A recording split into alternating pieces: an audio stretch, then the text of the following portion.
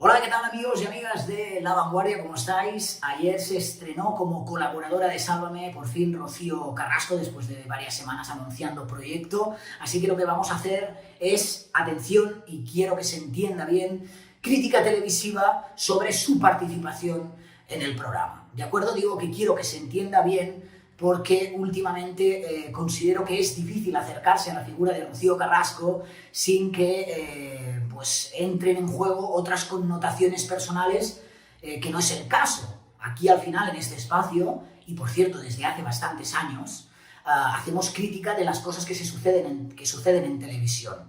Si Rocío Carrasco ha decidido legítimamente, por supuesto, y con toda su libertad, dar un paso adelante y iniciar una relación contractual o iniciar una colaboración con un programa como Sálvame, a pesar de que yo en su día ya dije que no le beneficiaba y sigo pensando lo mismo, pienso que lo más normal en un espacio de crítica televisiva es acercarnos también al trabajo de Rocío Carrasco como profesional del medio, ¿de acuerdo? Como profesional del medio. Lo digo porque últimamente, insisto, parece que cualquier rasguño a la hija de Rocío Jurado se ha considerado como un intento o como una actitud machista, misógina, etcétera, etcétera. Nada más lejos de la realidad. Aquí estamos para juzgar, para hacer crítica más o menos constructiva y, en mi caso, de la manera más respetuosa y objetiva posible de las cosas que suceden en televisión. Y voy a decir las cosas que me gustan y las que no me gustan. Y cuando digo cosas que no me gustan, la mayoría de veces es con el ánimo de mejora, con el ánimo de crítica constructiva. Aunque pienso que en este tema estamos tan polarizados y radicalizados que es muy difícil, o se está haciendo muy difícil, hacer cualquier valoración pública sin que nadie te etiquete de algo. Yo lo voy a intentar con toda mi honestidad posible, ¿de acuerdo? Rocío Carrasco como colaboradora televisiva, insisto, Rocío Carrasco y el papel que juega en televisión. Mirad, yo voy a hablar de las 3 Cs, la letra C, las 3 Cs. La primera de ellas para mí es necesaria y es muy importante en un medio de comunicación, especialmente si haces televisión. Y es algo que se tiene o no se tiene. Es muy difícil de adquirir, es muy difícil de aprender. Me estoy refiriendo al carisma. Yo pienso que hay gente que tiene carisma y hay otras personas que no lo tienen.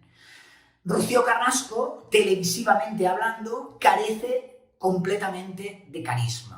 Y pienso que esto juega completamente en su contra.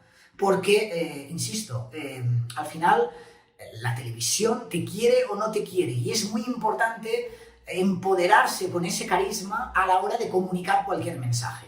Ya seas una presentadora, ya seas una colaboradora, seas lo que seas.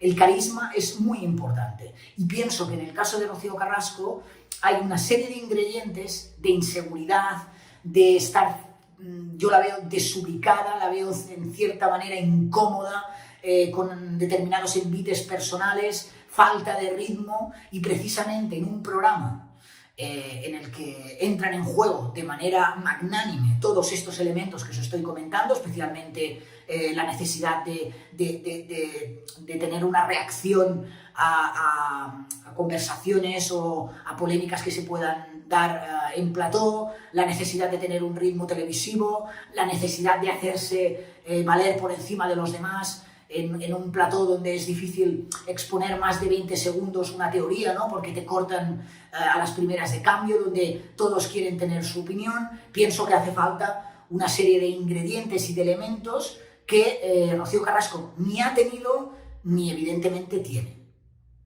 Esto para mí es importante porque si yo lo veo, pienso que también lo ven los responsables de la fábrica de la tele y del espacio en este sentido de Sálvame.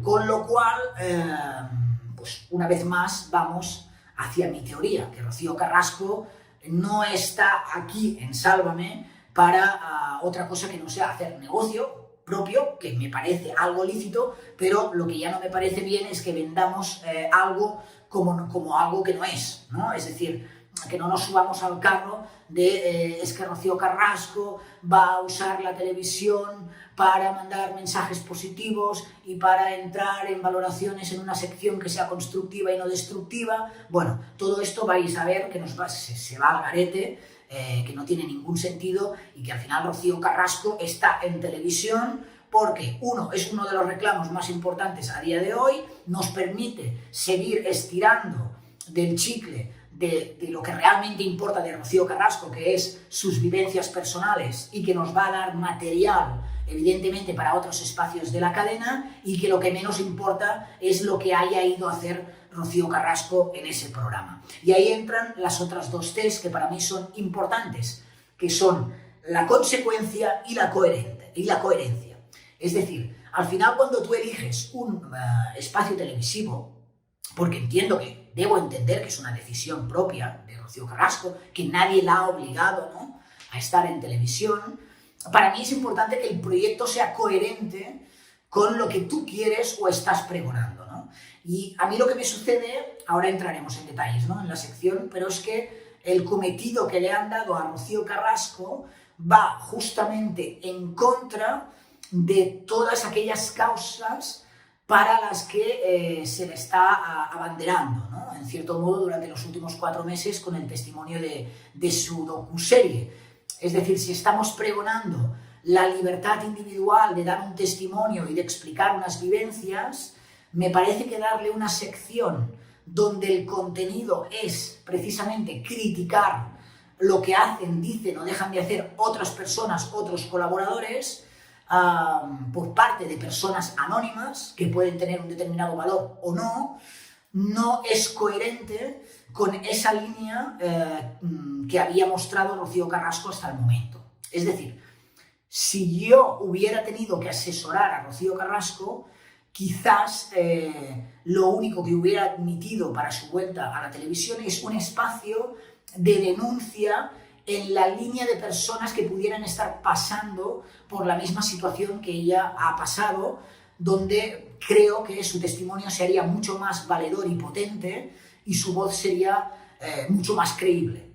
Entrar en el juego de ese defensor de la audiencia en un espacio donde precisamente no se congrega muchísimo con esa idea de respeto, ya no hablo de género, hacia mujer o hombre, porque se ha faltado el respeto a mujeres y a hombres, y erigirte en algo así como una representante de algo que va en contra de todo eso que hasta ahora hemos estado pregonando, me parece que evidentemente, como ya dije en su momento, no te beneficia. Primero, la sección se llama, pienso que se llama Hable con ella, y debo decir que habla todo Kiski menos ella. Puede ser que el primer programa los nervios le jugaran una mala pasada, no lo sé, yo creo que no, porque al final quien vale y quien tiene ese carisma lo tiene desde el minuto 0 y luego lo va potenciando, pero está claro que una sección que se llame Hable con ella, donde le estamos dando el protagonismo precisamente a ella, y ella es la que menos habla, ¿no?, porque interviene mucho más, en este caso el presentador Jorge Javier Vázquez, las instrucciones que le dan constantemente por el pinganillo y que se nota que le están dando instrucciones. Por cierto, esto es una práctica televisiva muy poco profesional. Cuando te dan instrucciones en el pinganillo, por el pinganillo nadie debe notar que eso está sucediendo, ¿no? Entonces, claro, le estamos dando un protagonismo que al final no tiene, ¿no? Nos alertaban de que habían recibido más de 5.000 llamadas. 5.000 llamadas. Y que hacían una operación filtro, ¿no? A mí me parece una tarea titánica, teniendo en cuenta que yo he recibido 100 o 200 mails y son 2 días o 3 los que llevo ahí picando piedra. Entonces debo entender que evidentemente ella no hace ninguna criba, es el equipo quien hace el trabajo sucio por ella. Y eso es importante también destacarlo, porque al final se está prestando indirectamente a que sean otros los que le entreguen una criba hecha que evidentemente está hecha con una intencionalidad. Si ella no ha hecho ese filtro, porque no lo ha hecho, es imposible, por mucha cámara que nos pongan en redacción con los cascos, es imposible que ella personalmente se haya dedicado a escuchar 5.000 mensajes y haya hecho esa criba, se está prestando a usar o a que otros usen su reclamo y su imagen en beneficio de la productora, con lo cual se está prestando al negocio. ¿Por qué digo eso? Porque prácticamente la totalidad de las llamadas que ayer se filtraron, de las notas de voz, eran críticas, curiosamente, contra voces que habían sido, valga la redundancia, más críticas con el testimonio de Rocío Carrasco, ¿no? Creo que Jesús Manuel recibió, María Patiño recibió, Gemma López recibió, Anabel Pantoja también recibió, y había alguna que otra arañazo, caricia, ¿no? de alguna persona que aseguraba que dejaría Sálvame porque no le gustaba el efecto Rocío Carrasco, pero bueno, pasando muy de puntillas. Entonces, claro, los mensajes que se emitían eran mensajes que iban contra mujeres o contra profesionales de la casa, en algunos casos con muy pocos argumentos y palabras bastante directas que rozaban el insulto, ¿no? O que rozaban la argumentación que nada tiene que ver con la profesionalidad, ¿no? Es decir, tildar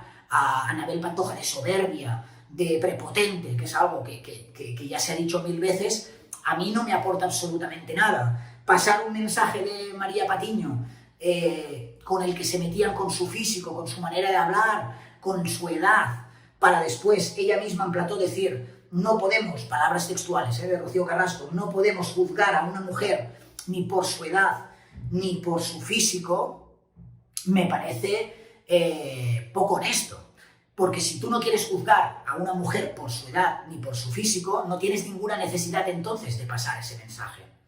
Y si, como algunas voces dicen en redes sociales, eso se ha hecho para poder hacer un alegato, me parece una manera de hacer un daño gratuito a una tercera persona, en este caso María Patiño, pasando antes el mensaje.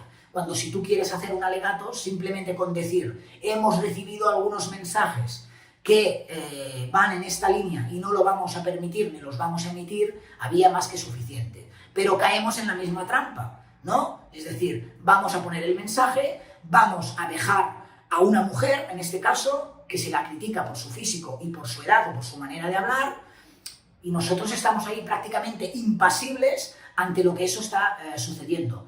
Pues quizás te vas a convertir en la defensora de la audiencia, pero indirectamente vas a ser el azote contra otras profesionales que trabajan contigo, con lo cual esto derivará y desembocará en que esa libertad que te estamos dando a ti o que la cadena te ha dado a ti para que te expreses no es la misma que tienen otras personas para poder hacer lo propio, ¿no? Y estamos otra vez construyendo una especie de categorías. Además, permíteme que te diga, Rocío, que si aceptas hacer este trabajo y si aceptas que se pase un audio de una mujer criticando el físico de otra mujer, no entiendo entonces cómo no, de alguna forma contundente, has denunciado lo que se está haciendo en ese mismo plató y otros platós con tu propia hija, que es meterse con el físico de tu propia hija. Y esa contundencia, bueno, más o menos contundencia que yo vi ayer para defender el físico de María Patiño, no lo vi o no lo veo con tu propia hija, ya que tanto dolor dices que no lo niego, pero si dices que tanto dolor te produce que se metan con ella, no entiendo cómo categóricamente no has todavía hecho algo de autocrítica y has dicho: una cosa es lo que haya sucedido con mi vida, donde tengo mi opinión, y otra cosa es lo que esté sucediendo ahora y no voy a tolerar que esto pase. Más allá de hacer esta autocrítica, lo que veo es cómo has resbalado, ya te lo comenté la pasada semana, haciéndote fotos con aquellos verdugos de tu propia hija. Con lo cual, quieras o no, de cara a la galería, de cara a la sociedad, te estás convirtiendo en cómplice de lo que dice Kiko Hernández o lo que dice Miguel Frigenti. Porque al final, si yo accedo a hacerme una foto con ellos, cuando son personas, especialmente Kiko, que han sido muy duras, muy crueles con tu hija, y no juzgándola precisamente como persona, sino por su peso, no entiendo cómo permites eso, que haces una fotografía y como defensora de la audiencia, teniendo en cuenta que mucha audiencia lo está denunciando, no alzas algo la voz para criticar eso. Cuando eso para mí, es una opinión, y esto sí que es opinión personal, sucede, se pierde empatía. Se pierde empatía como mujer y como persona. Y esa pérdida de empatía, quieras o no, termina afectando a todo lo que has contado, que no voy a entrar, insisto, porque no estoy analizando el relato, pero sí que puedo alertarte de que una pérdida de empatía de este tipo puede ser lógica y normal en estas condiciones, y eso hace que haya muchas personas que se acerquen con precauciones o distancia de seguridad, vamos a decirlo así, a tu propio relato. Tampoco ayuda que la cadena te intente endiosar poniendo un filtro que no entiendo, porque televisivamente hablando, ayer más de uno necesitábamos gafas de sol para ver el programa, ¿no? Ese filtro como lila, que no sé si quería dar un toque celestial, pero que yo creo que lo que se consigue es el efecto contrario. Es decir, no hay nada que genere más rechazo que la imposición, ¿no? Y cuando por activa y por pasiva estamos imponiendo que aquella persona está por encima de las demás, que es un testimonio protegido prácticamente, que es una víctima a la que no se le puede cuestionar nada porque ya entramos en las teorías conspiranoides de la revictimización, y no tiene nada que ver, a lo mejor, juzgar parte de su trabajo con su persona, y le ponemos ese filtro celestial, también pienso que no estamos haciendo bien a personas que están en situaciones similares a Rocío Carrasco, anónimas, y que se las está tratando de una forma completamente anónima y distinta. Al final, insisto, endiosar o poner en el pedestal o en el podium a alguien puede conllevar el efecto contrario. Cuanto más alto pongas a esa persona, también es posible que el hostiazo sea más fuerte. Insisto en esto, insisto también en el tema de la coherencia y de ser consecuente, Rocío, porque tú dijiste que venías a Sálvame a construir, no a destruir, y yo ayer lo que vi fue una destrucción constante, ¿no? Destrucción hacia otros compañeros en esa criba en la que, bueno, yo pienso que debes hacerte parte de responsable porque eres tú quien da la cara, aunque lo hayan hecho el resto del equipo, ¿no? Entonces, si venir a construir significa cribar o no cribar determinados mensajes que van contra personas de tu entorno, que ya juega eso, la productora, si es que no te estoy haciendo única responsable de ello, te estoy haciendo corresponsable, pero siendo corresponsable pienso que deberías hacer autocrítica de dónde te has metido, ¿no? Y de cómo la perversión del negocio puede terminar hundiendo todavía más algo que en unos primeros días y unas primeras semanas habías conseguido, a mi forma de ver, ganar, ¿no? Que era algo de credibilidad en una lucha de la que hasta ahora solo conocíamos una versión. Pero pienso que eso se está desplomando, primero paulatinamente, en las primeras semanas con un testimonio excesivamente largo y que tocaba cuestiones cuyo contexto a mí todavía me cuesta entender, y ahora con este tipo de decisiones hemos empezado ya la bajada de un Dragon Khan. Y por eso pienso que son cosas que pueden llegar a afectarte directamente, y pienso que debes cuestionarte, ¿no? Yo no sé si ayer en algún momento sentada en esa silla pensabas internamente, no sé qué hago aquí, me he equivocado. Viendo 2 veces alguna de tus intervenciones, y por tu inseguridad y por tu forma de mantenerte al margen en las disputas, tuve la sensación de que lo pasabas realmente mal y que no era eso lo que tú habías ido a hacer, a pesar de que se veía venir. Perdona que te lo diga, porque ya solo empezó la sección, no te dieron ni turno de palabra, declaraciones de Rosa Benito, mójate con lo que ha dicho esta, mójate con lo que ha dicho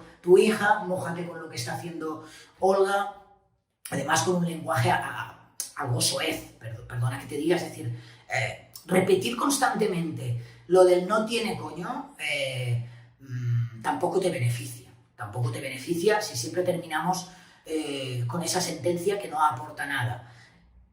Por cierto, te recomiendo que veas Supervivientes porque creo que lo tiene y así de grande, ¿eh? Pero bueno, en fin, no soy yo tampoco quien me voy a meter en ese jardín.